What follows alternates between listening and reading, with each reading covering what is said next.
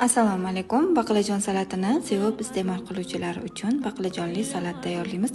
Baqlajonlarni po'stidan artib olamiz va videoda ko'rsatilgandek to'g'rab, tuzli suvga solib qo'yamiz.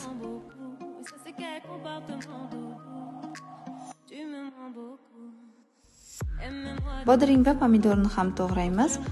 Ukrop va kashnishni ustidan to'g'rab, chesnokni maydalab olamiz. Yog' bilan aralashtirib, birozga muzlatgichga olib qo'yamiz.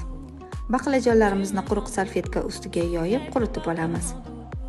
Ikkita tuxumga ozgina tuz solib, yaxshilab aralashtiramiz. Baqlajon ustidan un va tuxumimizni solib, yaxshilab aralashtirib, qizigan yog'da orqa oldini chiroyli qilib qizartirib pishirib olamiz. Chesnochni yog'imizni ustidan qo'yamiz.